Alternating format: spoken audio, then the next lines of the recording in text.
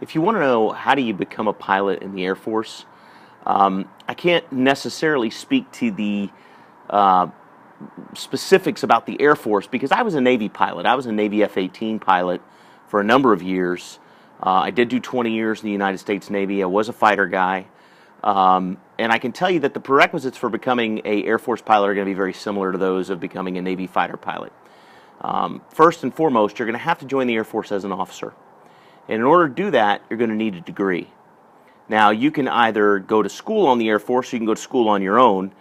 There's three ways that I know of to get into the Air Force, or the Navy for that matter, as an officer. One is you can go to school on your own, just go to the college of your choice, get a degree, and when you're all done, you can go to officer candidate school, and you'll need to contact your local Air Force recruiter to apply and all those types of things, but you go to officer candidate school, and you come out the other side as a commissioned officer in the Air Force. Pilots in the Air Force, just like in the Navy, have to have degrees. You have to have a college degree. It won't take you to be a pilot unless you do.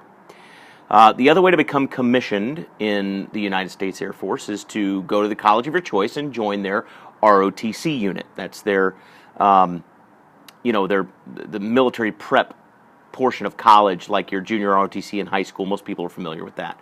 Coming out, graduation from college, you'll earn a commission in the service of your choice if you followed the ROTC program for an entire 4 years.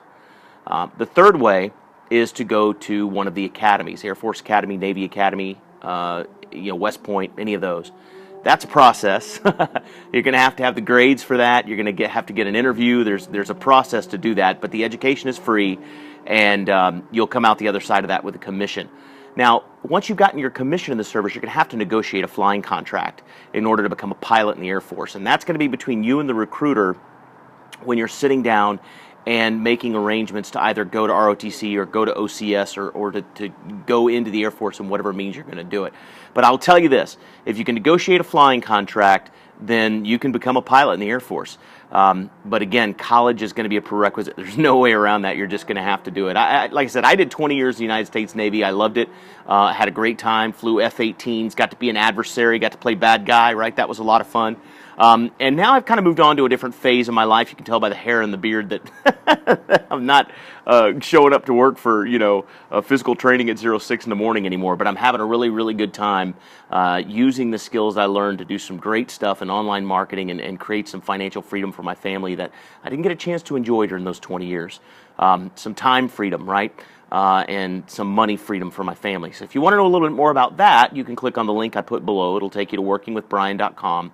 And I'll show you the blueprint that I used in 2013 as I began to make my transition from being a pilot in the Navy to being a businessman in the civilian world. But in any case, begin with the education and then contact your recruiting office. Once you have either obtained your education or you've begun to think about where you want to become educated, right? Whether you want to do ROTC program or whether you want to go to one of the academies, contact your officer recruiting office for the branch of service of your choice, and they'll tell you the appropriate steps that you need to make.